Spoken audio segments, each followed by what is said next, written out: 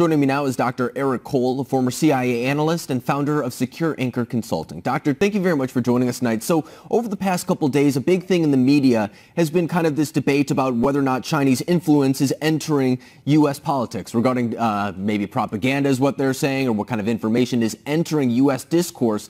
Is this anything new that's coming from China, or has this kind of been a problem that's kind of existed even before the coronavirus? It's a problem that's persisted before the coronavirus, but the issue is it has increased exponentially. They are taking advantage of this to not only do misinformation, but also target U.S. citizens with cyber attacks. And I think that's an important point, too, because this comes at a time where a lot of Americans are being asked to stay at home, to use maybe different telemarketing type of tools, online tools, asking things to be done kind of outside their normal physical type of activity. So now there is a more emphasis on digital, online type of practices. Can you speak a little bit about what is kind of at risk for those individuals now?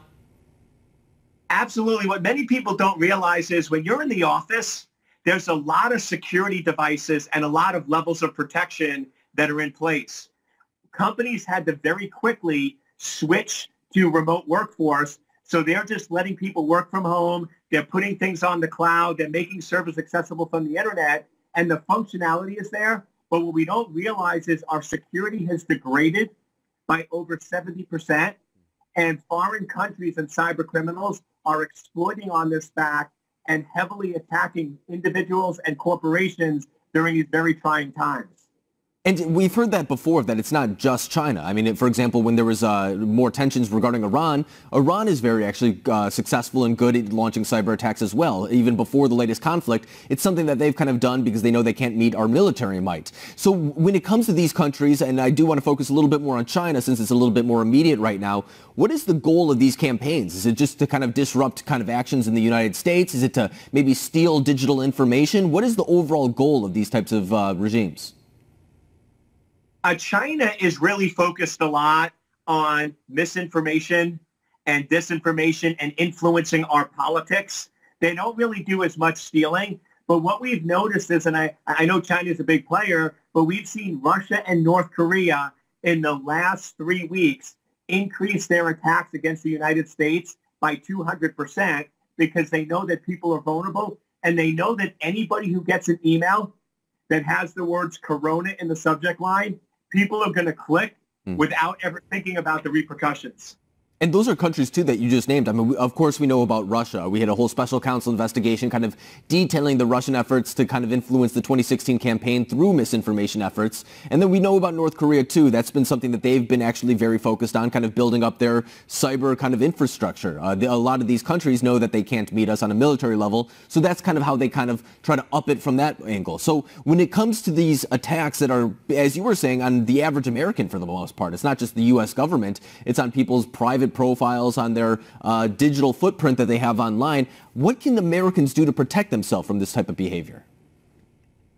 The first thing they can do is remember that most of these attacks are actually targeting Windows operating systems. So whether we like it or not, if you use a Windows computer, that puts you at risk. So two things. One, if you're going to use a Windows computer, make sure it's up to date. Make sure you're not using an old operating system. Make sure you have patching, and make sure you install endpoint security onto that computer. What I do and what I recommend to my family and friends is don't use a Windows device for the initial pass of email. I use an iPhone, an iPad, or an Android. They're much safer, they're much lower risk, and most of the malware doesn't work on those platforms. Interesting. And, you know, I've heard from national security officials before, actually, that they voice concerns about this type of behavior, not only right now in the coronavirus type of effort, but, for example, about the nation's power grid, for example. They voice concerns that that is something that could be hacked and pose a very existential threat to many people in the United States. We can come back to maybe different digital issues that are more a threat maybe than some physical threats that we've heard in the past. Do you share those type of concerns?